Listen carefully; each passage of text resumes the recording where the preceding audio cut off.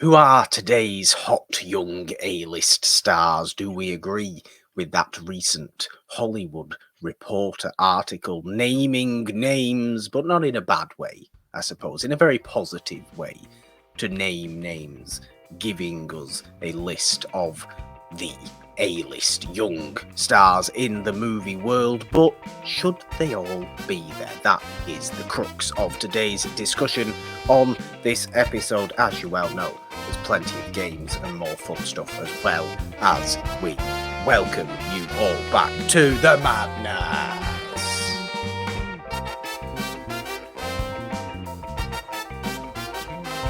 Hello everyone, welcome back to Monday Madness with Morgan and the Machine. Have you noticed, Jeannine, that 5 episodes in to season 2 of Monday Madness, I've actually tried to change up the intro just slightly every time. It's not always just welcome to the madness anymore. Yes, I do appreciate that. You always kill it with the intros. That's why I let you handle that business, because I'm not very good with the intros. I'm good at talking after the fact, but not really great at introducing us. So you always do a beautiful job with that. And I did notice the little subtle changes. So Just a little tweak. Just good on you. Yes.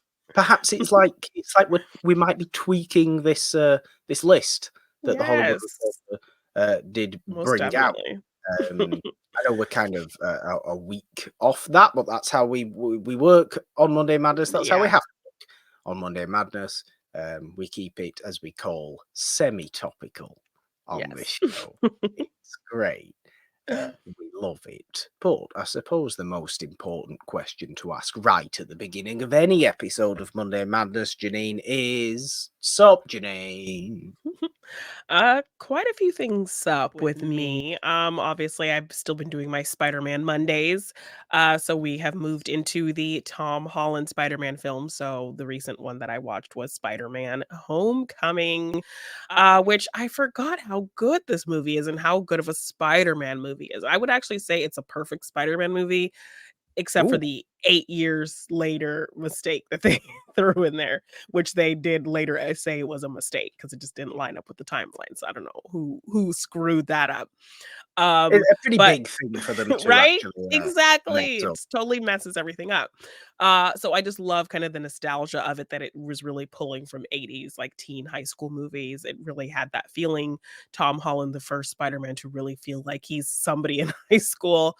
Yeah. The kind of juggling he has to do between, Spider-Man life and high school life, and him wanting to be a kid, but also, really feeling responsible for what he has to do, and now kind of feeling even more responsible having been recruited by Tony Stark. So I think the Tony Stark connection was a really fun way to kind of roll it into what the MCU already had going on. You didn't really miss the origin story aspect. We just kind of jumped right into what he was going No. through. They hint at it a little bit, with everything Aunt May's been through, and kind of that's all we really need. Also love how they address how hot Aunt May is. I think that's a funny kind of running gag Oh throughout yeah. the, got people giving her free stuff and that kind of whole thing. Um, really just a fun movie, really great high school teen vibes, great Spider-Man action. I think the connection to the MCU was well done. Michael Keaton, great villain, and the twist on the reveal of that to Peter and how that all works out.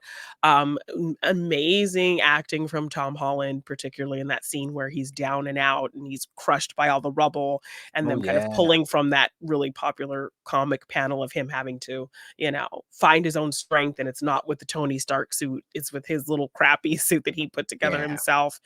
And just a really great finale as well. Cause I feel like a lot of these movies always end up kind of losing me a little bit. Like, I remember all these parts I'm excited to get to. And then by the finale, it's kind of not really interesting, but I was kind of excited and into it the whole time. So, and this is one I don't really revisit all that often. So in seeing it again, I'm like, this is a really good movie. I really love the Spider-Man movie. It was Yeah, nice to revisit it again. I always remember being very shocked when you get the in the doorway twist reveal of Yeah. Michael Keaton Vulture being Yes. I forget her name in the actor. I know it's Laura Liz Harry, the actor, but Liz. Liz. Yeah, the girl he likes, it turns out Um, he's her dad, yeah. yeah, I always, I really, really think it's very, very effective. It brings a real Yeah. fear to the movie at that point Yes. that I don't think leaves the movie. Yeah, the Once, tension is yeah, great in that car scene and everything. So, yeah, just a really great movie. Yeah, I don't really revisit those Tom Holland Spider-Man movies all that much. So, it was just really fun to get back into it, and the vibes of that movie were really well done, and I think it was really smart to come at it with this nostalgia kind of 80s Ferris Bueller, kind of John yeah. Hughes essence. So I thought that was really fun. And just all these cute, really cool little nods to things like you see um Dr. Erskine and uh what's I, his name? I, I don't know who Howard you're Stark. trying to. Howard Stark Howard. in, like, on murals in the school and, like, a picture of Bruce Banner and, so all of these Yeah, little kind of subtle things to the MCU and people talking about, F, Marry, Kill with Thor and Hulk and, like, those kinds of things yes. and all of that. So I love these little MCU nods that are just kind of subtle to remind you, like, what world this movie is set in, even though it's kind of doing its own thing. But they obviously didn't need to do anything that the previous Spider-Man movies had done either, because this wasn't even Tom Holland Spider-Man's introduction into that universe. That Yeah. came as a little bit part in Civil War, Civil didn't it? War, yeah. Mhm. Which set it aside totally and just allowed you to just live in the fact that everybody knows who Spider-Man is, Yeah. and he's already established, because ultimately in the public's eyes he's already established anyway, and now in fact in this world of stories he's now already been established anyway, so it's just roll with it from there. It feels Yeah. fresh in that way, and it feels easy in that way. You're not Yeah. bogged down with the same kind of stuff, for better or worse. Sometimes, I mean, I've never adored the mechanical Iron Man 2.0 version of Spider-Man. Yeah. I do prefer Where it's like a ground level friendly neighborhood. sewn together Spider-Man. Yes, yes, which is how it beautifully I'm excited to kind of be reminded that this trilogy of films is the real kind of Spider-Man origin story to get to the Spider-Man that we know, which Kinda, is yeah. yeah, so, yeah, it was great revisiting that film on the big screen, so I'm excited to get Good. into Far From Home again and remind myself, like, because I kind of like, do I remember really being into that, or was it kinda a little too complicated, too much going on? So, too much to have to kind of build to, considering it's like the blip and all of these things that it had to Yeah. kind of work with. So yeah, I'm excited to get into that. Then I always end up watching some random movies while I'm getting my hair braided. So obviously new hair. Oh, Um, yes. Show so it my off. braider will have me pick something from Netflix or she'll pick something from Netflix. And so I ended up watching two movies with her while I was getting my hair braided, and one of them was the new J-Lo movie Atlas that she Oh, produced. right, yes. It is Yes, and apparently the number one movie on Netflix. I Why? mean, I didn't hate it. I actually kind of enjoyed it, Okay. considering people feel Lo to be very egotistical and insufferable at the moment. She was really vulnerable as this character because, it's playing into AI, so it's your kind of run of the mill AI story. Humans invent AI, AI gets It sentient and goes takes wrong. over and wants to kill humans because humans are ruining the planet, kind of I'd thing. like to point out we had this in Westworld in the early 70s, so it's Yes. not really It's a a new new idea. thing, is it? So it's not a new idea, but, like, a genocide actually happens. Like, Oh, the robots kill millions of people, and it's like service droids and all these kinds of things. And it was all started by this one droid played by Simu Liu, who was created by a young J-Lo's mother. She created him. He was like okay. a brother to her, and he figured out how to put this protocol into all of the droids to ignore their kind of rules and take over. So now it's kind of almost it's still like in a futuristic world, people are trying to get by, but there's still kind of like these units that are meant to kind of capture any kind of rogue cyborgs AI that's left. and Simu Liu, who's kind of like the mastermind, has gone to another planet. And so Okay. grown up J-Lo, she is an analyst who has been trying to find him for ages now. And she knows him better than anybody because he was like her brother, her mom created him, all this whole thing. So she ends up going on this mission with this kind of like space force because she ends up finding where he is. And they have like these mech AI suits. And the mission, Simu Liu was expecting them. Oh my gosh. And like, so now she is stuck in this mech suit, not knowing how to use it because she refused. And you like have to do this like AI connection with the suit. And she refuses to do Ah, that because she is like so against. So, of course, your main character against AI, as per usual, kind of thing. And so she doesn't want to use the AI to connect with the suit. So it's her kind of fighting against connecting with the suit and then her actually finding a connection with the suit and like, you okay. know. So I'd I like to kind just point out from that explanation, of does mhm. it not sound like a large corporation has made this movie, Netflix, to get people who are a little bit unsure about the new rapid developments in AI, and just put them into J-Lo's position in the movie and just say, no, no, just give it a try. Well, If you okay, give it it's a try, you'll actually come to love it. okay, Control, well, it's control the population and all yes. this So business. I feel like it's a balance of yes. I feel like it's a balance of like the problems and AI running amok and taking too far, but also the fact that like AI exists, it's there. We should use it as a tool to help us, work together to make things better, not use it for kind of, Nefarious purposes. nefarious replacement type purposes. It's not one or the other. We can use it as a tool. So I think that's kind of Okay. what it's meant to say, but I appreciate like the diversity of the cast. She has Sterling K. Brown in there. She has Simu Liu in there. And so I think that was a purposeful choice. I think I've seen them kind of do interviews where, she purposely wanted the cast to be diverse. So I'm disappointed. I don't think they used Sterling K. Brown as much as they could have because he's great. But overall, I found myself like we were watching and really like, this is kind of good. And so, like, the fact that she has to Okay. kind of, she's on this alien planet trying to find Simu Liu. She's in this like mech suit that she doesn't know how to use. So she's very vulnerable. She's frustrated. She's not like perfect at everything. She's messing things up. So I liked seeing a vulnerable version of her in this movie.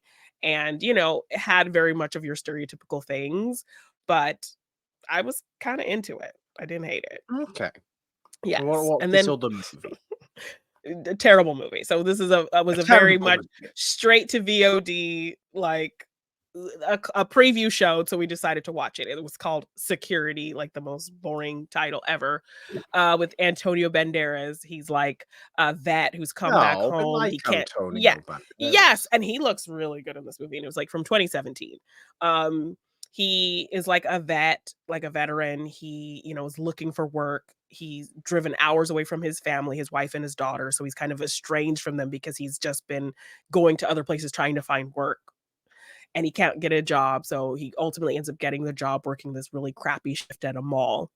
So he goes to the mall to start this shift. He's working with kind of a bunch of goofy people, um, and then a little girl comes running up to the door and is like, help me, they're after me." And it turns out she was a witness to a crime. She's going to testify the next day. Her parents were murdered because of what she witnessed.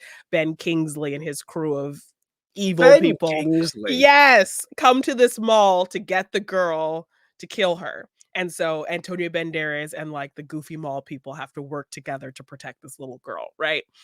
So Right. I do like an evil Ben Kingsley. yes. So, I mean, we were kind of like rocking with it. We're like, okay, kind of cheesy, but okay, we're rocking with this movie. I like, the mall people stepping up and using like little, doing their little home alone business, trying to make it work with what they got in the mall because they don't have no weapons. Okay, it's kind of cheesy, but okay, I'm into it for this little, cheapy VOD movie. Antonio Banderas, he's kind of leading the thing because he's a vet, so he knows what to do, kind of thing. Okay, we can get behind this a little bit. Um, and then spoilers for this. video on demand movie from 2017 if you really don't want to know. Like, you would think, okay, we're having these everyday average people stepping into this situation to protect this girl. They're doing it. They're getting one up on these, trained assassins or whatever. No, all the mall people end up dying. Everybody. Yeah, so all the average Joe people that you're kind of rooting for to like step up and like help out Antonio, they pretty much all die. So you're just depressed and you're just like, Wow. yes. And then the end is just really rapid as well. It kind of just rush through defeating the bad guy. And then we get like two more kind of tacked on endings. And it just failed. So like we were kind of like, Maybe. okay, we could rock with this for a minute. And then it just got away from itself. And it was just, yeah, this is a straight to VOD movie. But Dear. Antonio was looking good. So hey. Well, that's fine. That's all what we do. We do like Yes. Antonio, but it Yes. reminds me that reasonably recently I watched a bunch more Pedro Almodovar movies. The Spanish Oh, director of wacky things that began in the 80s with particularly wacky movies, of which Antonio Banderas is a regular oh cast yes. member of his. hmm And in such movies as Women on the Verge of a Nervous Breakdown, Yeah. I remember and you talking about that. is in Law of Desire as well. He is particularly, I mean, young and kind of Yeah. strikingly Yeah. good looking, but in Law of Desire he's absolutely psychotic Ooh. and really great. And in Women on the Verge of a Nervous Breakdown, he's just hilarious. I think that is Okay. just a hilarious movie, but Yeah. Antonio Banderas is very, Yes. very No. good. And He was trying to be the definitely. action star in this movie, and so I was like, "Okay, Antonio," and he was, again, just looking really good for his age, but, yeah, Oh, just he's getting on. He's yeah, definitely getting but on. he looked good, he looked good, so That's that good. was the only thing keeping us kinda hanging there with this movie, but Well, it was not great.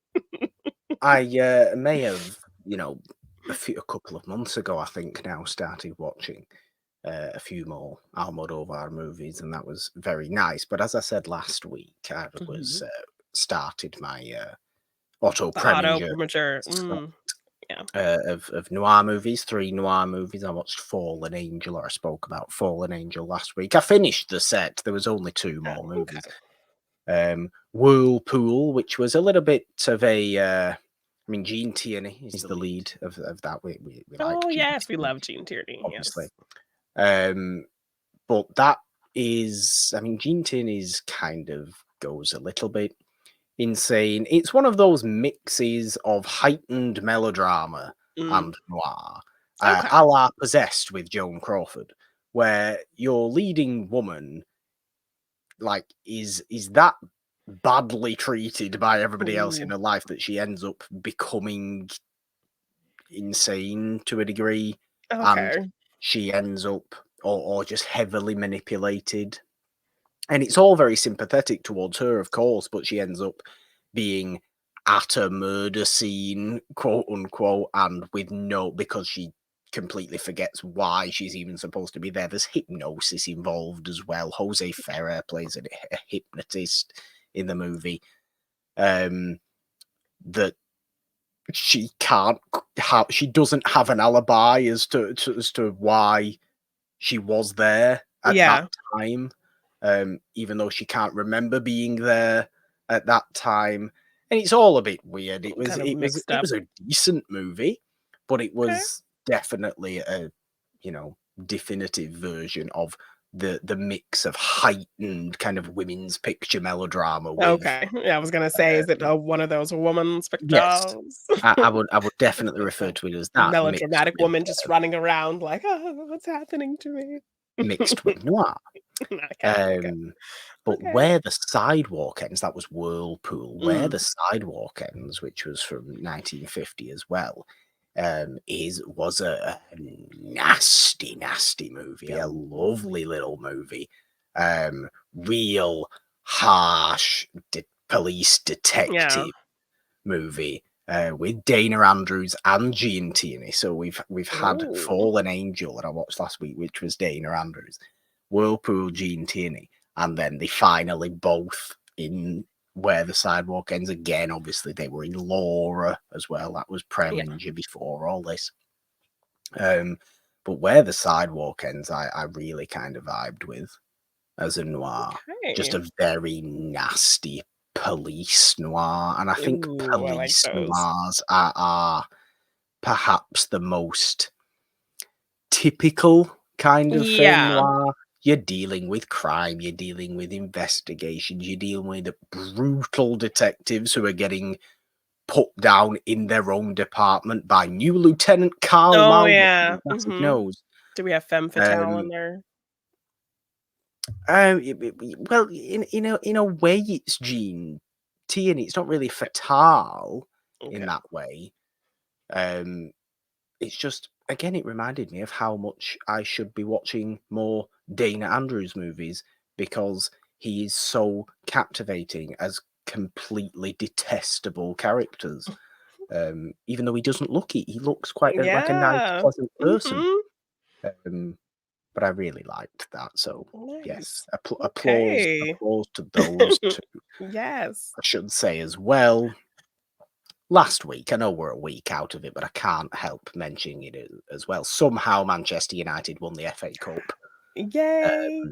Which somehow, after a poor season at best, we managed to come away with a trophy. We're a week out. We haven't stopped celebrating. It's great. Actually, I Yay. mean, at the time of this recording, God knows what's happened in this past week. So maybe this is a bit like there's potential funny situations going on surrounding the club, surrounding the manager that may have totally changed my perception on the entire fondness Ooh, for the club in a week's time. I hope it hasn't, but I'm just letting you but know that we are, okay, fair as of warning. time of this recording. But still, we won a trophy this season, and that's Nice. good I know news. that's your team, so yay.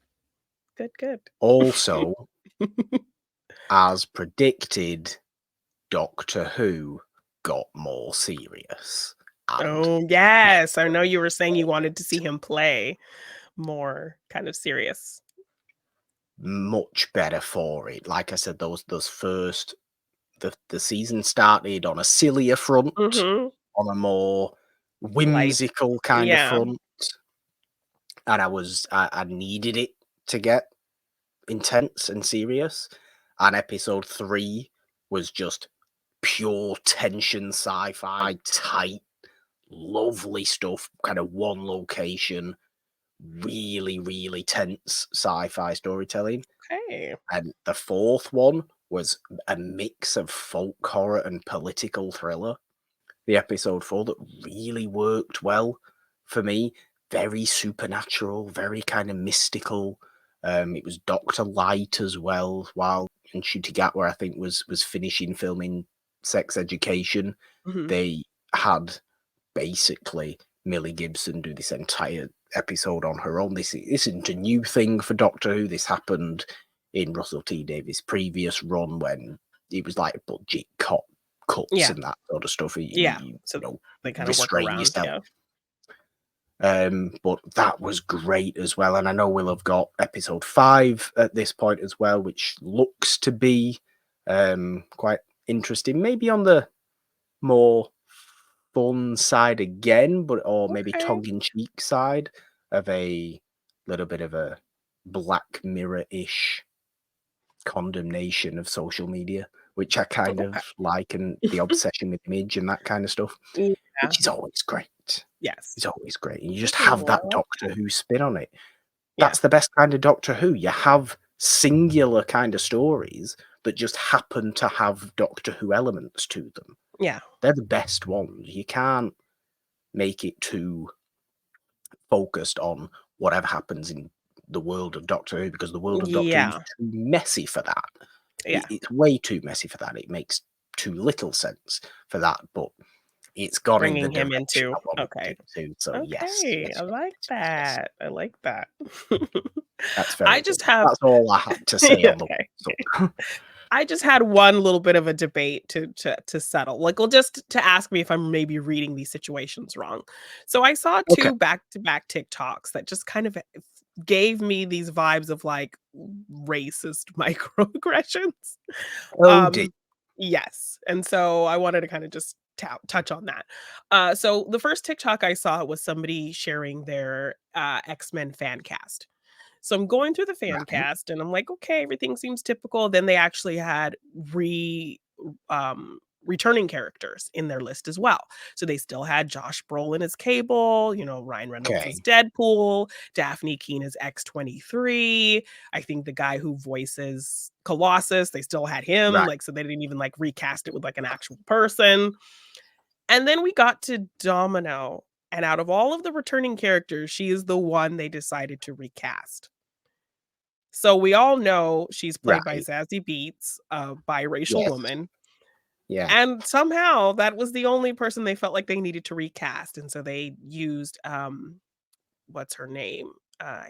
Melkor, I can't remember her first name, who was Ratcatcher 2 in Suicide Squad. She was in the most recent Daniela Rogue. Yes. Melchior. Yes, Yeah. so I guess they figured, "Oh, yeah, well, we're not replacing her with a white woman because she's Portuguese." So, but for just it just kinda rubbed me the wrong way, it just felt very weird that of all of the returning characters that they had in their fan cast list, she was the only one that they decided to recast. Yes. I mean, it's a little bit odd, isn't it? Yes. Especially when there's nothing wrong with Zazie Beetz as Domino at all. Yes. She's equal kind of, yeah, she's good at doing that. Yeah, she Like was fun in that every movie. other one of them in those Deadpool Exactly. movies. You Yes. just kind of say, yeah, they're good Okay. at doing that. Yes. That's fine to have them continue if you want to go in that direction. It is a bit odd how maybe they just maybe there is a little bit of So overreaching maybe so into it maybe happening. so, yeah, so I did leave a comment, and I just said, "Oh, interesting that the only returning character that got recast was Domino." Did you And get so a bit then passive aggressive about it? maybe a little bit, but I Maybe just was just a little asking, was just, curious question there. And so then after that, I also saw, a TikTok from somebody who posted a picture of um, the Francesca and John Sterling characters from the new season of Bridgerton. So Francesca, obviously her ah, love interest, played by a black man, and so it was like a picture of them sitting in silence together. yeah, I forget what his name was, Lord Well, Little Woods or well, something like that. Yeah, she calls him Lord Kilmartin, but of that's course, I right. watched it again, and his name is John Sterling, he's the Earl of Kilmartin, but she keeps calling him Lord Kilmartin, so for Uh, the and I haven't read her book, that's so I don't. Yeah. right. So the text over this image is, "I don't have anything against dark-skinned actors, but," and I was like, Right. slide it over. And I guess I don't know if he has a brother or something named Michael Sterling. She was kind of saying, "When we see Michael Sterling, I want him to be cast like this." And so you slide the slide over, and it's a bunch of either white actors or light-skinned black actors. I mean, I guess to be fair to this person, Michael B. Jordan was in there, so I guess that his darkness is not too dark for her because he was kind of her number one pick. But to It's a phrase bit it like funny when people start yes. So talking like this. yes. So, like, she was like, "He was not giving," like, no offense against black dark-skinned actors, but this actor's not giving as John Sterling. So, I mean, I get people are attracted to different things, which is fine. But to just Yes, to phrase your point like that was just like, and I was proud I of the I comment quite section. agree. The comment section was very much like, "Girl, this ain't it." Like, you said what now?" Like, so everyone was kind of perplexed. I mean, in the Domino one, no one was really talking about that switch, so that's why I had to leave a comment there. But here, everyone was pretty much like, "Girl, like," I so mean, this one, yeah, this one I'm definitely more yeah, inclined to say, what are they doing with? The yeah, Domino one just seems a bit oddly convenient how you just managed to pick that yeah, one when there's nothing yeah. better or worse about her performance as Domino than anybody Anyone else else who does was in in that that Deadpool movie. movie? Yes. It's So weird. This Yes. one is definitely you can't be phrasing things It just like like that. that. Exactly. I mean, if you're not attracted to him, you're not attracted to him, that's fine, but to phrase it like, "I don't," with a little pre-warning, like, "I don't have anything against dark skin actors, but," like, But I do, because I don't like this man. yes. I So don't find what you're saying there is, I don't find this man attractive and or charming enough because he he's is dark dark skin. skinned. That's what you're actually saying. We all know that's what you're actually Yeah, so it saying. was just So weird. it So I is saw weird. those kinda, like, back to back as I was scrolling, and I'm just like, the stuff people be posting on this internet Yeah, is that just like, that's that's that's So, unnecessary. okay, We okay. don't need that. I mean, fine if you've got a reasonable complaint about the man who was playing Lord Kilmartin. Yeah. Sure. If he wasn't giving you any charm because of the way of his performance, but the look of him, especially in Bridgerton, the look of him doesn't come into it. No. Yeah, so The people look were of just him like, really doesn't come into it. "No." So, I'd yes. like, I'd like, Just I'd like, sort of I'd like this person to say that to the man's face, whatever Yes, and his I name. I think don't he's a know his name. very cute, attractive man, so, yes. That's what's up with me. Well, there we go. I mean, I suppose it's about time now as we Yeah, continue on our weird lists of people yeah, and why people may be in certain situations. Let's go into our let's talk yes. discussion today, Janine, as we bring Yes. up the question that comes from, as we said before, this recent Hollywood Reporter. Here are your biggest, brightest stars of the now and future.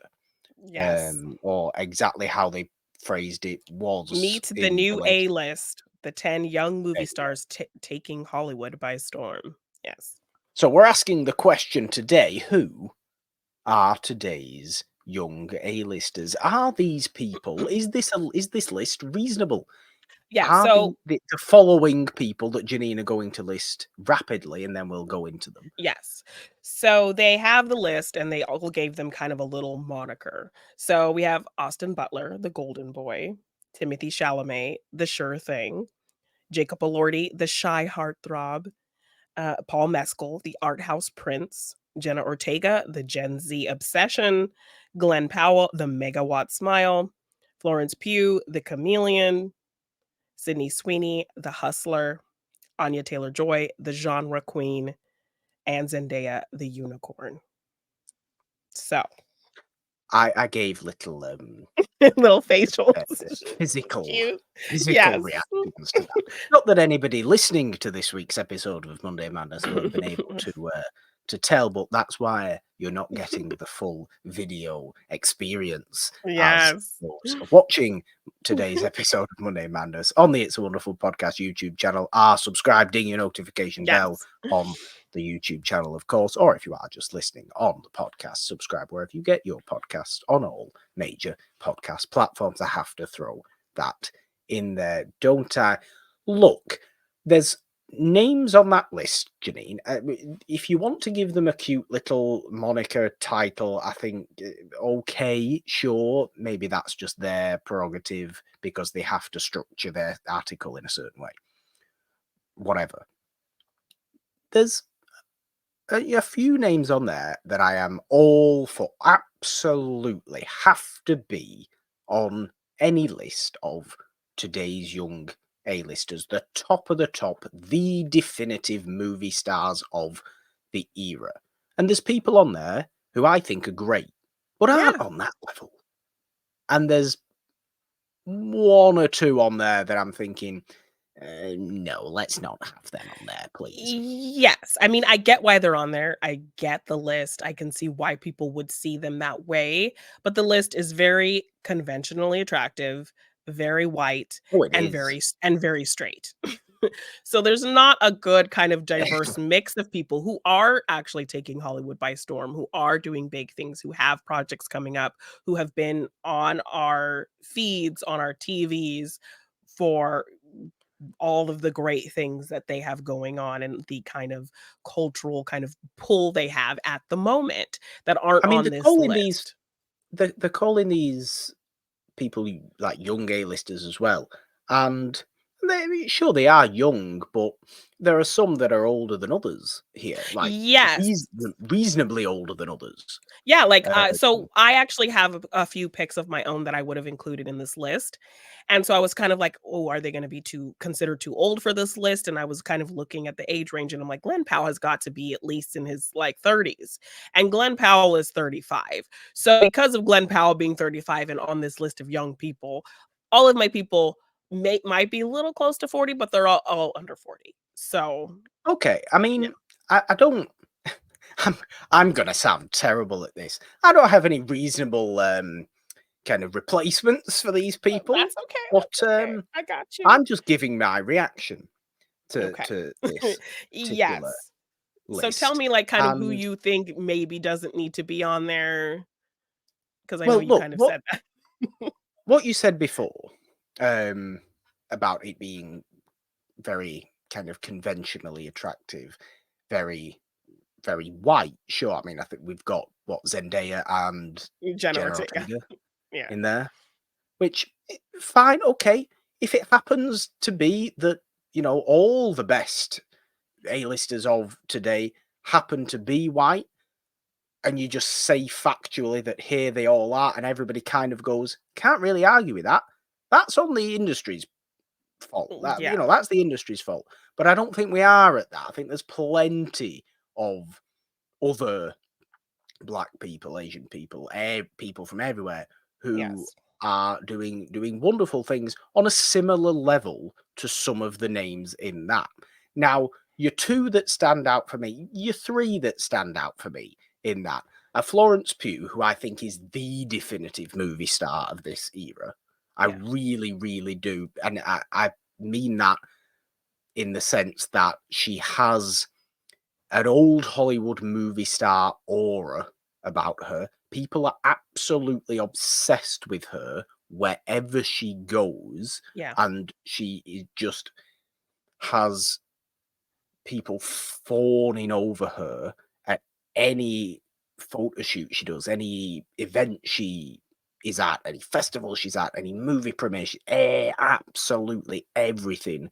People are going, oh my god, she's looked so great. Look at this dress. Look at everything. And it's Mhm. this entire image of Yeah. her, whilst being the most down to earth person ever, because Yes. she is so true to life. She is the perfect mix of the ethereal beauty and aura of an old Hollywood movie star where you never knew anything about the personal life unless it was in scandal sheets, Yeah. and somebody who is so open about their own life that she had stupid cooking shows that she did or Yeah. on Instagram and This these is so sort of cute. things where Yeah. she's just messing about.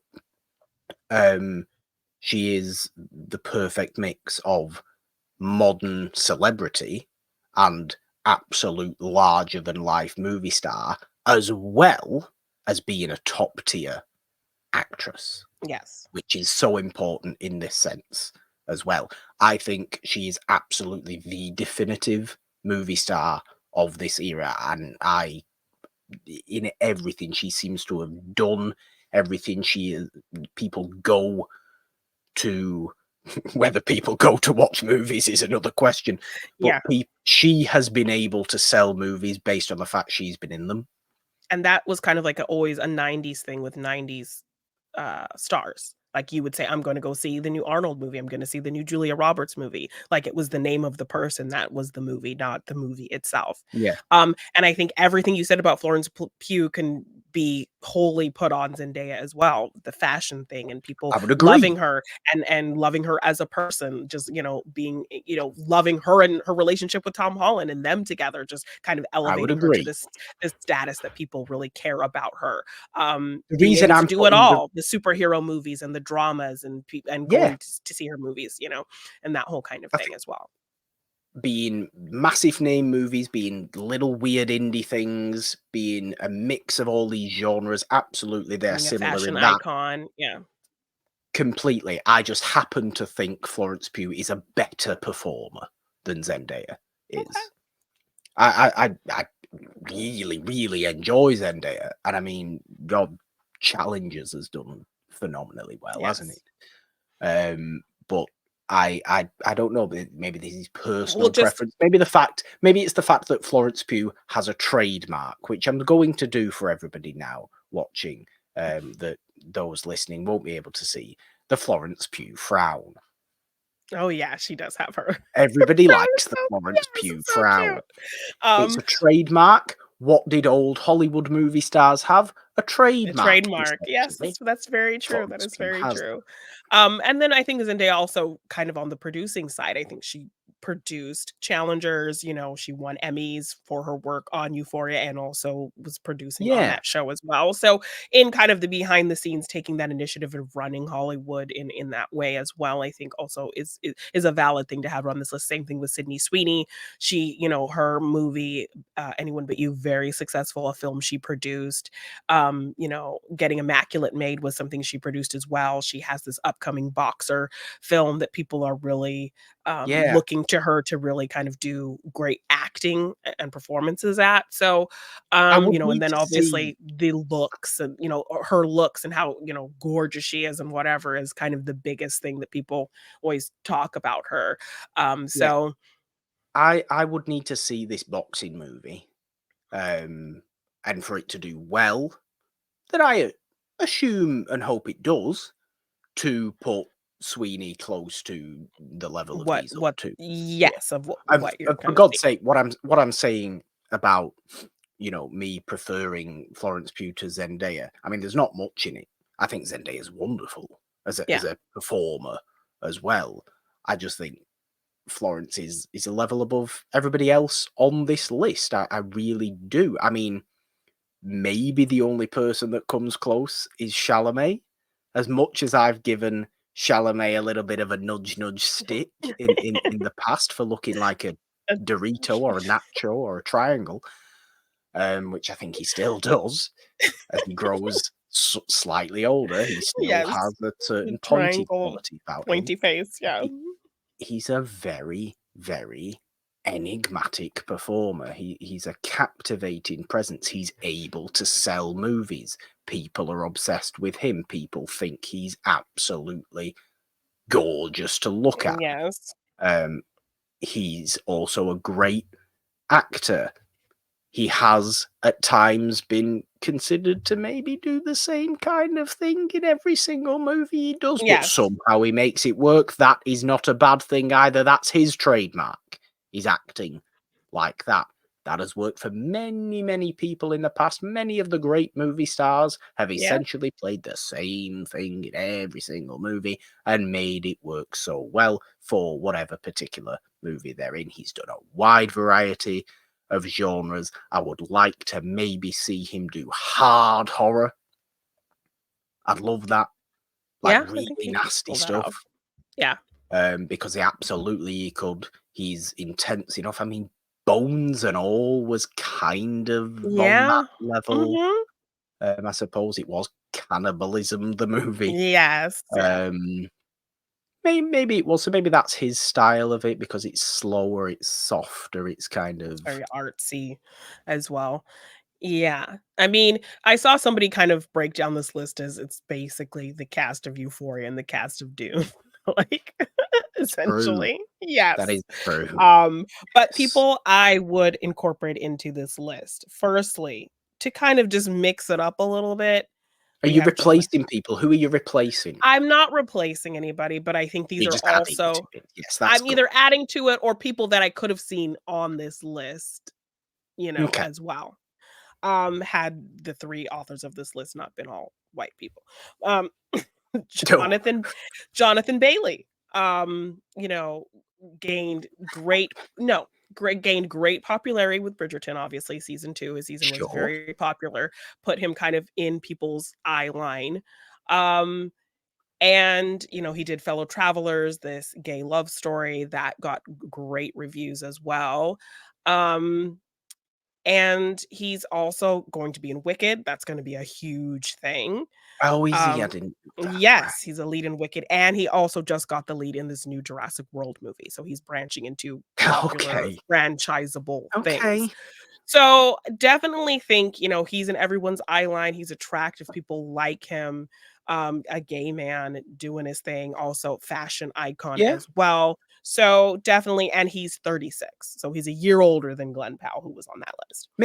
Maybe we're just see. I remember seeing Jonathan Bailey in a few kind of British kids movies of the mid 2000s when he's a little bit younger, and I I can still only ever picture him from that really, even Yeah. after Bridgerton.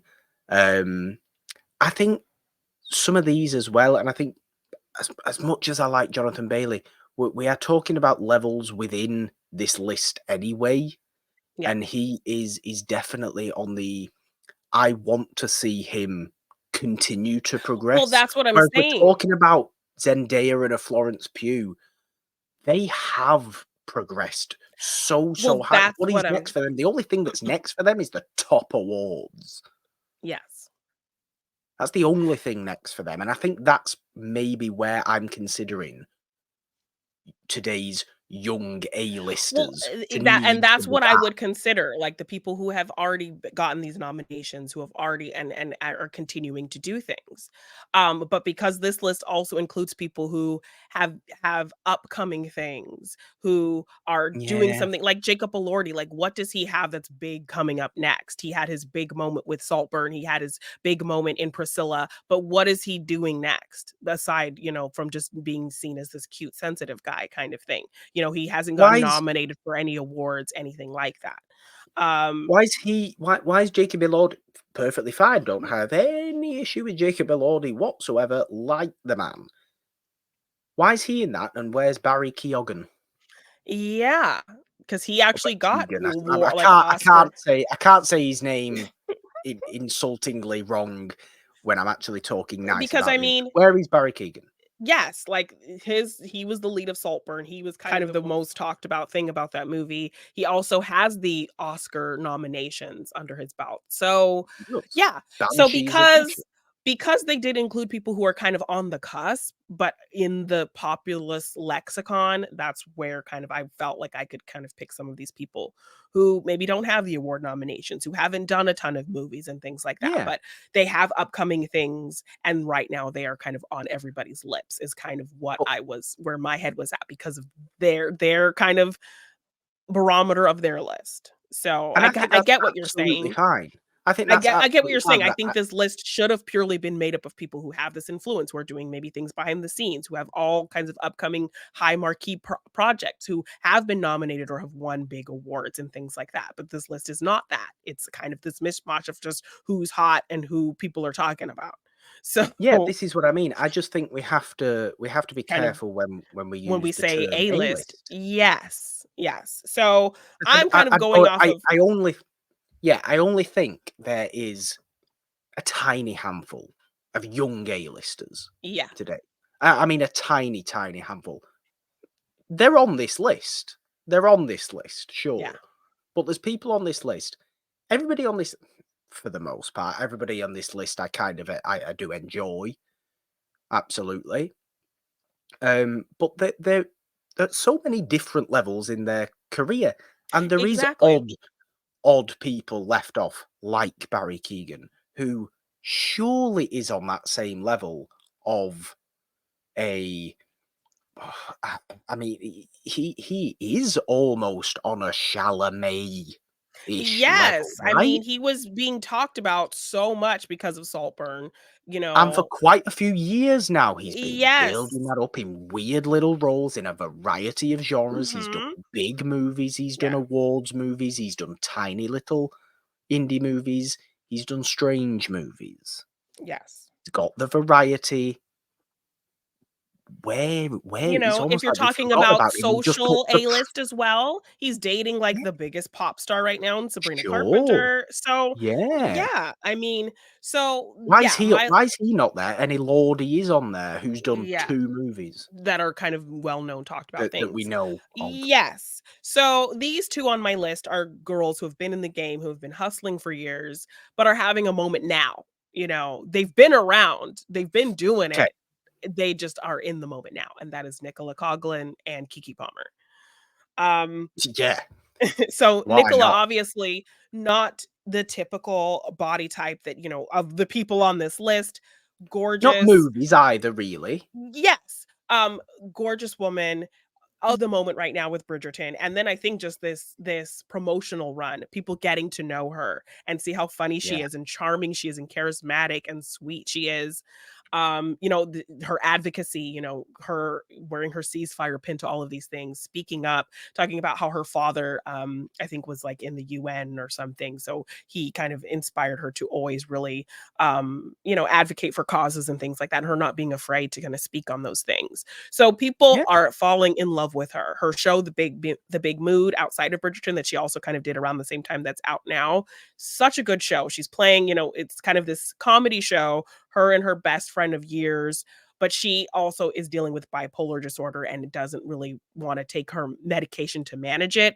So she has these manic episodes that weigh on, so that she can't be there for her friend. So the other friend has to kind of figure out, do I want to keep being a part of this friendship when she's not taking care of herself? And then it in turn messes things up with our friendship. So the levels that she plays in that show, absolutely brilliant. She just got cast in a film called Love and War, where she's Okay. playing a mother desperate to find their daughter. So she just booked like a big movie role as well. So, and she's 37. So, she's been at this a really long time. So she's only just now kind of finding her success and stride and having this cultural moment. So I Yeah. would, so definitely somebody who people know now. People have seen, she's everywhere right now. She's gorgeous. She's a fashion icon.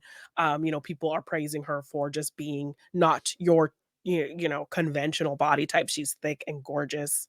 And so yes, and then Keke Palmer as well. She's 30. She also just got cast in a movie being produced by Issa Rae. It's like her and SZA, and it's kind of going to be this buddy comedy type thing. Okay. So that's what she kind of has upcoming. She does everything, people love her in her interviews and her promotional stuff because she is hilarious. She has all these sound bites of her just saying funny things. She's incredibly just easy to talk to, funny, charming. She hosts, she sings, obviously acts. She does everything. She's like an every Yeah. woman, and we don't really have a lot of people like that who can kind of do it all and do it all well. And she's also kind of having, been at it for years since she was like 9 or something, Yeah. and is only now kind of just finding this cultural moment where people are talking about her, looking at her, knowing her name. So would have loved to kind of, if the mix of people they had on that list incorporated people that, don't have Oscar nominations or things like that, but are of the cultural moment and people know them and people are looking for their next big project. I think her and Nicola definitely are contenders in that aspect of what they had on this list. What we really need to be talking about here is should a list like this have been um, people on the cusp of pure stardom? Yeah.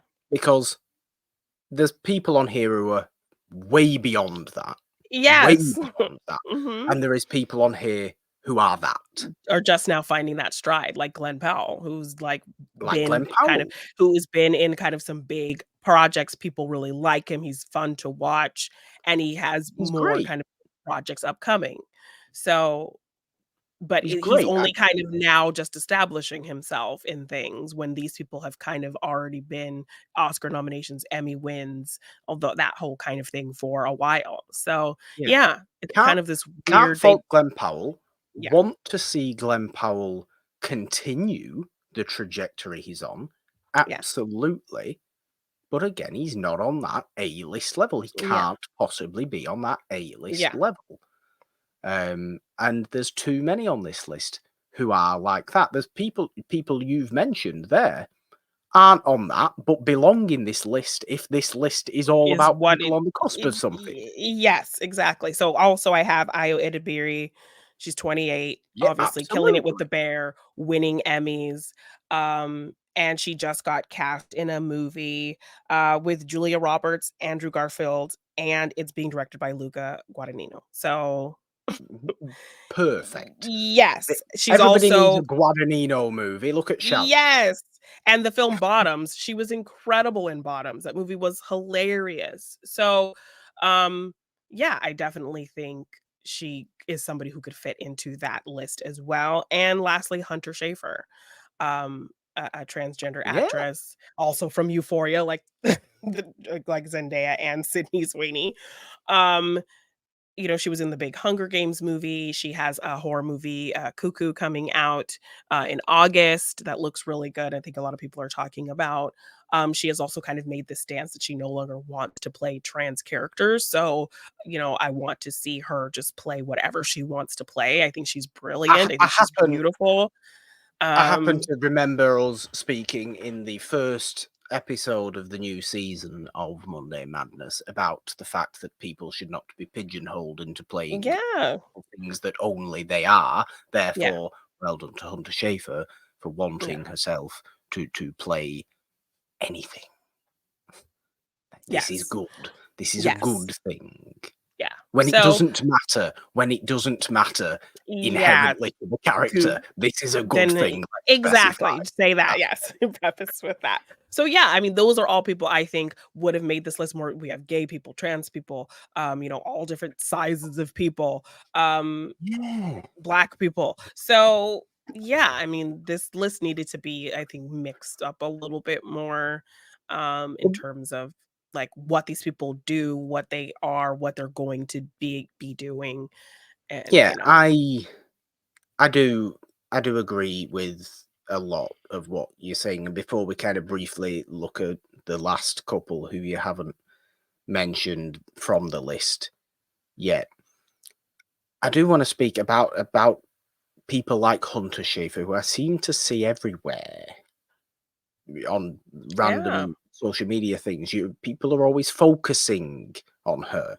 and maybe it is because she's trans. I don't know, and people want to focus on that as an elevating thing, which is I'm all for the better. Let's do that. But people have like I said, an aura about themselves. Movie stars have an indescribable aura about themselves. Now, I'm not calling Hunter Schafer even a movie star, never mind an A-lister, but certainly she belongs on this list if it's about the cuspers, like we're saying. yeah, Um, there is. I can't help and I continuing think to that say yeah. there should be two lists, Yeah, and and I one list think should they have say, four to people on. watch. Yeah, they I think Yeah, they threw in their A-list actors to watch as well. So that is showing that anticipation of on the cusp type yeah. thinking. One One list should have four people on it: Pugh, Zendaya, Chalamet, and Keegan, who isn't even there at all, because they are, for me, reasonably level. Yeah, With OK Florence Pugh looking down on the rest of them, like, ha ha ha, I'm in charge here. Um, because I just think she is. The rest of them then can then stay on this secondary level, and who haven't we properly mentioned yet? Austin I Butler, who mean, I just Austin Butler, I can't be yeah, doing with the man. He for some reason he just grates on me, and I think it's because he takes himself way too seriously. And I just remember him being um, on Disney Channel, even though there's plenty of people here on Disney Channel, Zendaya, who don't annoy me at all and don't seem like they just, yeah, have that image. Um, Anya it's Taylor-Joy, definitely the Elvis thing. Anya Taylor-Joy. Why haven't we? Anya Taylor-Joy. Okay, sorry, I forgot that Anya Taylor-Joy was on this list. Anya Taylor-Joy actually belongs absolutely in that top category. yeah, Does she? Yeah, she does now, thanks to Furiosa. She yeah, does now, thanks to Furiosa. She's finally got the monster movie, yeah, the kind of mainstream big the thing. She was also in mainstream big Dune thing. 2, um, Yeah, yeah. never mind. Dune. Go away with it. Jenna Um, Ortega. I think it's Jenna like Ortega, the Wednesday of it all sure. has kind of just, plummeted her into like this stratosphere of what people think. Yeah. And also, the kind of becoming this new iteration of Scream Queen type thing as well. So Yeah, there's just not enough. There's definite star, there, 100% Yeah. star there. There's not the variety of some of the others on this list with Jenna Yes. Ortega, which is fine. Many people have had wonderful careers doing similar kind of things, as we've already said. Of Yeah. course they have. This is great. That I would be think the perfect last one for we didn't Ortega. really mention was, Paul Mescal. Paul Mescal, who has had a handful of things. After Sun, sure, great, yeah, okay, fine. Where's the variety? Where's the major hit of Yeah. the others? He belongs again, On the perfectly, cusp perfectly kind of likable man, person. Yeah. perfectly great. Enjoy the man on the cusp level again. Forgive me for not ranting and not ranting, professing my love more for Anya Taylor-Joy during this entire thing, because I've been such a fan of Anya Taylor-Joy for almost 10 years now, since we first became aware of her, Yes. and have loved seeing her grow and grow and grow. And to be honest, I don't think she does anywhere near as much as some of these other Yeah, people. that's true, that's true. Does She's well, very kinda seems selective about what she does, so yeah, which which is good, is good which is and even more admirable, yeah. interesting. But who are today's young A-listers? It's Pugh, Chalamet, Keegan, maybe Anya Taylor-Joy now, and Zendaya. I think Yeah, the it ones who is are that. running, doing things, behind the scenes, producing, always looking for new projects. They can kind of write their own ticket to what they wanna do. I think those actors have that for sure. So, I get the list, but they were kind of mixed up in not really defining clearly, between who to watch and who is A-list. So they kind of Yeah, muddled the 2 together. And so it came up with a very conventional, um, very non-diverse kind of list. So, yeah. Interesting though. A, yeah. a nice, fun discussion to have. Yes. Definitely, absolutely. It does get you thinking about even the nature of movie stars at all. Do let Yeah. us know what you think in the YouTube comments, or of course in the Spotify questions Yes. of this episode, about who you think are today's young A-listers. Keep them under 40 years old, as we're saying, Yeah. because it's too easy to go over 40, because Yeah. most of today's A-listers are in the 50s, probably at this point, or maybe the Established, late yeah. 40s, certainly mid 40s, very established. Do A-listers even still exist, given the fact that the movies may be failing as an industry? Yeah.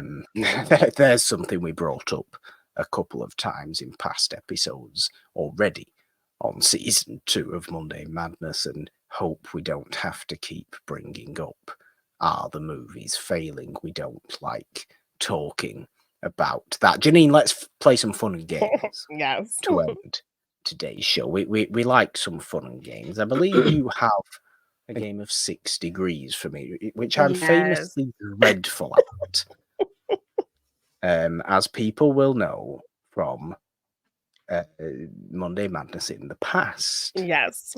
I'm terrible at 6 degrees, so I'm not looking forward to that.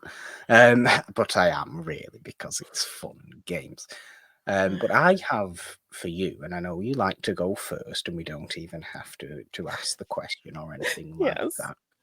A similar game to what you had for me last week. You had me Okay. guessing lists last week, didn't you? Now Mhm. I found something called the top 10 money making stars poll.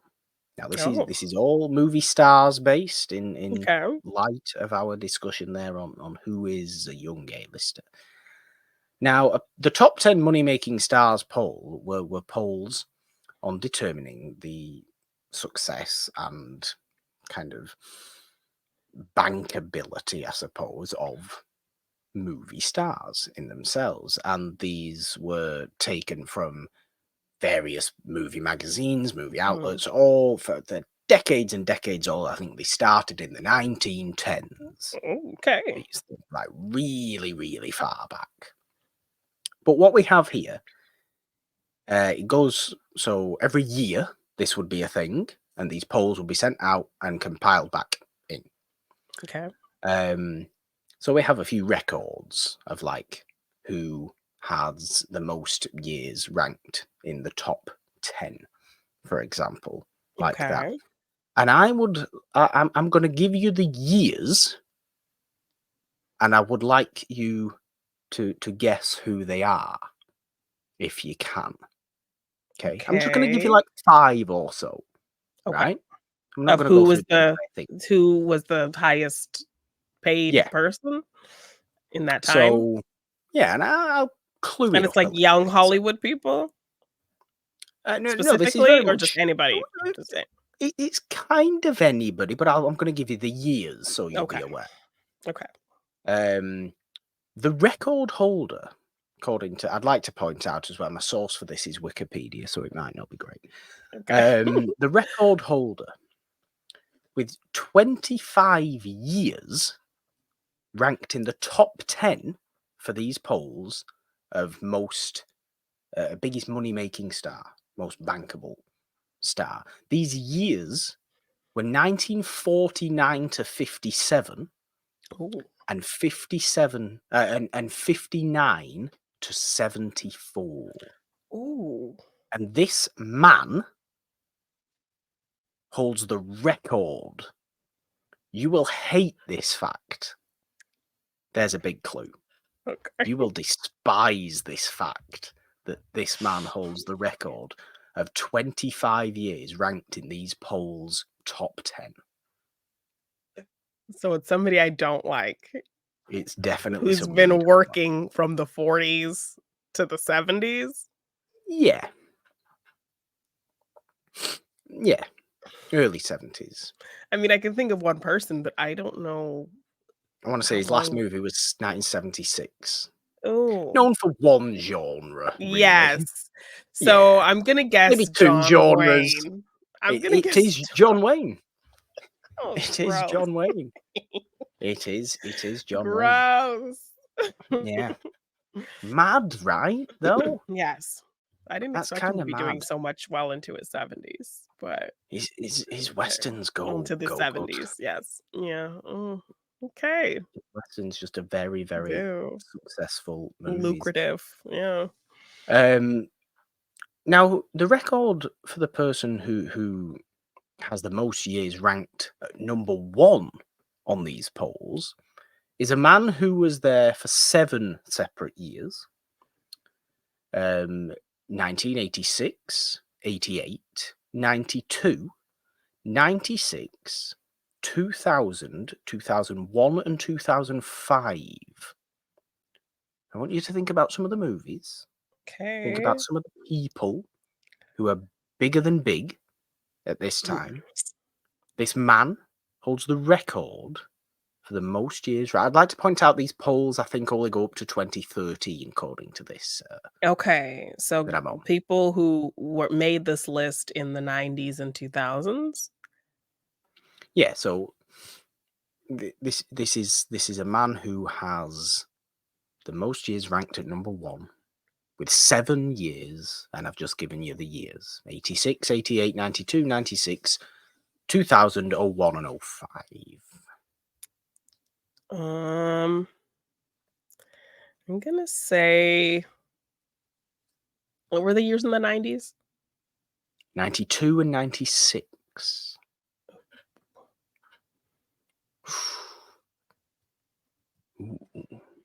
Think about big. Still big now, if we're being honest. Still very big Oh, now.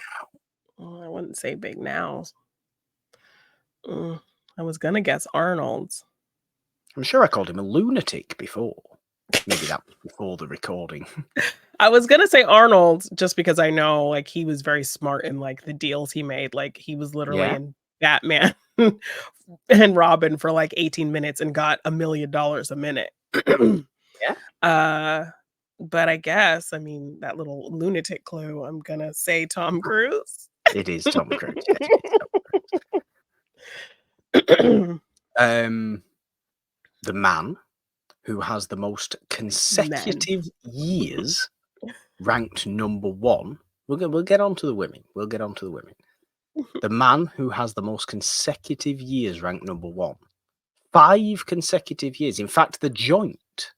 There's 2 men who are joint on 5 consecutive years. One of the men from 1944 to 48, and one of the men from 1978 to 82. I'll be surprised if you get these 2. Again, maybe don't think about who we personally prefer, who our necessary favourites are. I think people that we enjoy, sure. And I say we as though we are one and the same person.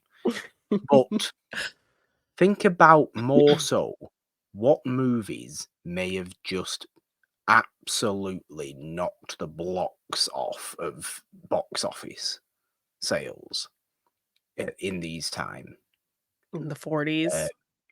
In the mid-40s. The mid-40s, so not the late 40s, the mid-40s. Mid-40s. 44 to 48 and 78 to 82. And these are 2 different people. 2 different people. Oh. If somebody has a career where they're able to be the voted for biggest box office hit of the 40s and the late 70s, I would be stunned about to find out who that who that was. Maybe it was John Wayne. Maybe it was John Wayne. Maybe. Oh, maybe it was. 40s. Is it like a song and dance person? You could call him a song and dance person. You could very well call him a song and dance person. Oh, there's so many. There's a handful. He's a pretty popular song and dance person. Was it Gene Kelly? It is not Gene Kelly. No, we've not quite hit Gene Kelly. No, 50s. Yeah. No. I mean, do we know Fred Astaire? No. We'll be 10 years before with Fred Astaire. There, okay. It is. Do you want one more guess on this one? I don't think you're going to get the late 70s or 80s one. No, I mean, do you want me to tell you that one? Go for one wild guess. Stallone. It's not Stallone. The 70s one is Burt Reynolds. Whoa! Okay. Yeah, I forgot he kind of had a time there. He definitely had a time. Yes. And this 40s one. One more guess? No? Bing Crosby. It's Bing. It's Bing Crosby. You've got to think Going My Way wins. Yeah. There's a sequel to that that's The Bells of St. Mary's that does really well. And there's all the other little tiny little musicals things that are going on with Bing Crosby. Good old Bingaling. Yeah. And just so we're not feeling too over manly with this list, because it just so happens to be that way. We can't argue with facts. This is the facts, apparently. Yes. I apologize for the facts. But the woman with the most years ranked in the top 10 has 13 years ranked in the top 10. Okay. These years are from 1914 to 1926. Who is this? Some may call her the first lady of Hollywood. Oh. Some may call her the most important, influential woman in movie history.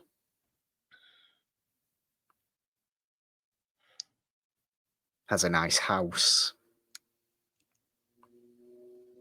Named half after her. Created United Artists. Oh. Has a famous husband as well. With a mustache. She didn't have a mustache. I would hope not. No. Well, it's like my brain is like, you know this, but you can't think of this. yes. But your brain can't process who that person is. Like, you know this information. Like, it's there somewhere. No. Mary Pickford. Ah, yes. Pickford. Mm. We're talking early Early, stuff. yes. Yes. Yeah, she probably consistently the most successful. Well, according to these polls, she has to be the most successful woman. You know, leaps and bounds above anybody else of her Yes. time, That really. era, yeah. And lastly, give me a random year. Just any year. 1984. 1984. We like 1984, don't we, Jeannine? We do. We do. Who's number one? 1984? Yeah. Who's the biggest box office draw, apparently? Or the most successful, however they want to word this, the most bankable movie star of 1984. I did not envision this person being this. I envisioned perhaps the second or third or fourth person being this, but not the top person. I don't even know what this would be. Let me try and Google what movies this possibly was. I'm gonna say 84. Ooh. Clint Eastwood? It is Clint Eastwood, and I did not think it would be Clint Eastwood. Well, Oh, like, dumb. I picked the year I was born, and I have a tradition. My tradition was always to watch Judgment Day on my birthday because my birthday's on Judgment Day. But then I also did a thing where I looked up what movie was number 1 in the box office the day I was born, and it was a Clint Eastwood movie. So I watched that movie, Tightrope, every year. So I'm like, okay, if a Clint Eastwood movie is topping the box office in 1984, he must have been a pretty decent draw. So Yeah. I mean, he's the top of 1983 as well. yeah. Okay. He's big. Bill Yeah. Murray's at second. Yeah, for he was my 1984. second guess because Ghostbusters came out the summer Yeah. of the year I was born, and that was the number 1 movie. Harrison Ford is third. Eddie Murphy's fourth. Sally Field is fifth. Well, she's tagging Fair along play with to Sally Bert Field there. there. I'd like to also point out that Prince is in the top 10 at number 8 for Purple Rain, obviously. Yes, obviously. 1984. Yes. Well done, Prince. Very nice, very nice. That was my game. It went a little bit long. We have to play your game now. Yes. Okay, well, good luck with these I say we guesses. have to play your game now as though I don't want to. I do want to play your game. Come on, fun game. Okay. Yes. Well, I'm doing a 6 Degrees. I know that's your Yes. favorite, where you're gonna get from an 80s icon, 80s A-list young actor to somebody from this Hollywood Reporter list. Yeah, okay. Yes. Okay, so starting with Molly Ringwald to Zendaya. Molly Ringwald to Zendaya. Yeah, And okay. I do have some that I came up with, so, like, if you can't get it, I can tell you the route I went. Molly Ringwald, we can go through. Anthony Michael Hall, can't we? We can go through him, which would get you to Edward Scissorhands. Okay. Which is a reasonable place to get to. Because you can get to Johnny Depp, as much as people don't like talking about Johnny Depp there now anymore. And with Johnny Depp, you get a wide variety of things you can go with Johnny Depp. But to get to Zendaya in a movie, Zendaya in a movie that isn't Challengers, where I don't know anybody else that's been in any other movies other than that one. You go MCU, don't you? Obviously, because that's where Zendaya is based. So how do you get from Johnny Depp to the MCU? You can go. Well, you forget somebody else was also in that era of Anthony Michael Hall films who's in the MCU. Oh God.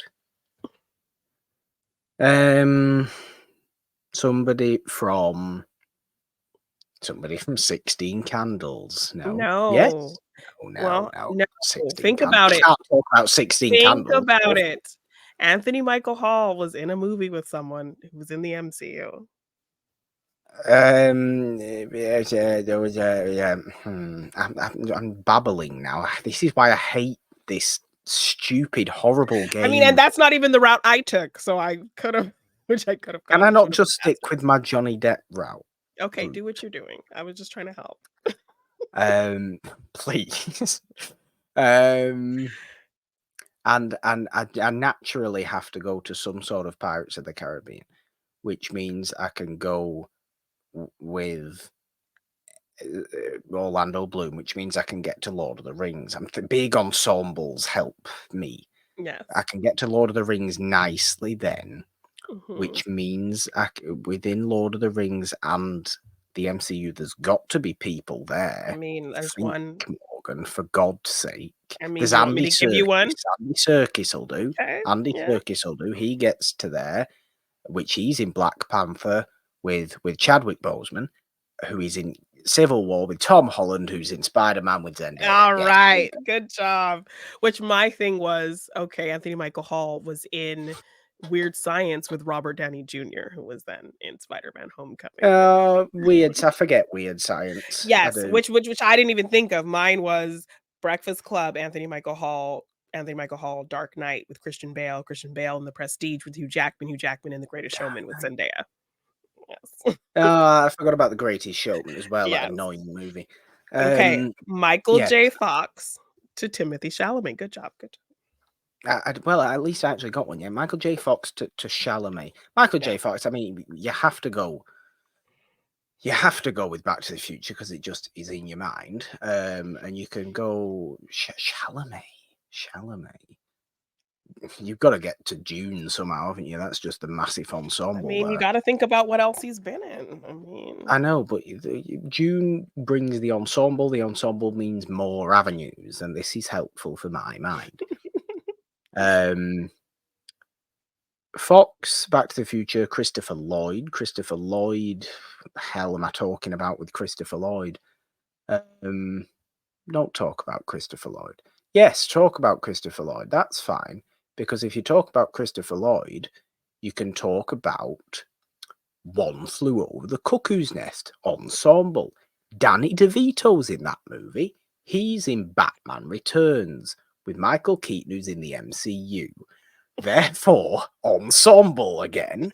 There's got to be, which you can get to Zendaya again for, because they're in the same room. Spider-Man Homecoming. She's in Dune with Chalamet. There you go.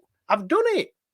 You can't argue. Yes, I mean, you could have gotten the Florence Pugh as well. She was in the MCU, and she always works with Timothée Chalamet. Mine was Michael J. Back to the Future, Crispin Glover, Charlie's Angels, Drew Barrymore, Scream with Nev, Scream 2 with Laurie Metcalf, who was in Lady Bird with Timothy. Yes, she was. Of course she was. See, of course, I had to go through Scream. You do, but you go through the little movies as well, and I'm just thinking of the biggest movies possible. And I was doing that, but it was like, no, if I can maybe find this niche-y thing, I can definitely get there. Okay. Demi Moore. It's a success for me. Yes, you did it. You did it. Like, you usually are struggle, and you did really good. Demi Moore to Florence Pugh. Demi Moore to Florence Pugh. This is one of my fastest one. I recently watched Demi Moore in Mr. Brooks with Kevin Costner, which is just naturally what I'm thinking of. So Costner's in your mind at the moment. Yes, okay. Florence Pugh. For many movies. Let's focus on one Florence Pugh movie. June. No. Costner to Florence Pugh. I mean, that's an easy one that just came to my head right now. It's got to be, right? No, I literally like when you do that now, it's like making me. It's better than the one I have. Literally is. Oh God. Costner to Florence Pugh. Little Women's got to be somebody there. There's got to be a Laura Dern somewhere. There's got to be. Costner. Oh, God, this is horrible. Don't go with Costner. There's not enough big No, movies. there is. There is. There is. Yes. No, there is. There is because Costner, for some reason, is Jonathan Kent in DC movies. Therefore, he is in Zack Snyder's Justice League, which will count as a movie, with Jason Momoa, who's in Dune. You and your Dune.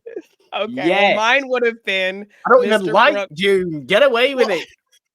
After your whole situation, that got me thinking, okay, Demi and Mr. Brooks with Costner in the Man of Steel with Cavill in the Justice League with Gal in Wonder Woman with Pine and Don't Worry Darling with Florence Pugh. Sure, I forgot that was Chris Pine in Don't Worry Darling. I did admit that I forget movies. But the one I came up with was Demi and Ghost with Whoopi and Stella Got Her Groove Back with Angela in Endgame with Scarlet and Black Widow with Florence Pugh. Reasonable. Yes, don't mind that either. And last one, Matt Dillon to Austin Butler. Matt Dillon, God. Which when I was looking up A-list like actors of the 80s, like AI like had him like because now Google has like the AI suggested answer, whatever. The AI suggested answer, the first thing was Matt Dillon was a big star in the 80s. I'd sooner go for Rob Lowe. Matt Dillon. What movies are Matt Dillon in? Matt Dillon is in There's Something About Mary. Yeah, that's what I went with. There, surely we have to go with Cameron Diaz. I would think. You're on my same track. Keep going. And we're going into Austin Butler. Yeah. Somebody else in Elvis. Tom Hanks was in Elvis. He's going to be useful somehow with Cameron Diaz in. No, he can't be useful with Cameron. Oh, he can. He might be able to be. Maybe not. No, Cameron Diaz was in Gangs of New York. That's a good ensemble movie to have. Yeah. In your wheelhouse. Yeah. Get to Hanks. Get to Tom Hanks. Yeah. Oh my gosh, you have it. You have it, Morgan. You're right there. Get to It's Tom not what I Hanks came up. from Gangs of New York. Yes. DiCaprio. Catch Me If You Can. Tom Hanks. Elvis. Butler. There you go. You did it. Mine was it's the same. I got to Cameron, but I went Best Friend's Wedding with Julia. Julia was in Charlie Wilson's War with Hanks, and Hanks was in. Okay. Good job. You did it. You did it. Somehow. Good job. Terrible. I've never had a complete success. It wasn't the smoothest, it wasn't the slightest or the tightest, but it was a success. You did it. And you of a 6 degrees. I'm proud of you. Very proud of you. Somehow. There we go for this episode of Monday Madness. It has been fun. The fun and games get longer as the weeks go by. We have to tighten all this back up, Jeannine. Yes, we told ourselves. We're gonna, but we just always have so much to say. We really do. We really told ourselves everything would be so tight. Yes. But yeah, you get into these discussions, these topics come about, and you just want to voice them. Yeah. You just want to voice what you're saying. It's exciting. But there we go. This is not the only show we have on the It's a Wonderful podcast feed. Of course, Morgan hasn't seen It's a Wonderful podcast, the main show on Wednesdays and Fridays, doing all the great stuff we do over there. Subscribe wherever you do get your podcasts, of course, and subscribe and ding the notification bell on the It's a Wonderful podcast YouTube channel. If you want to support us on Patreon or donate in any way, there are links in the description of this episode to go and do that. We can't do what we do without that generous support. We love all our supporters and patrons dearly.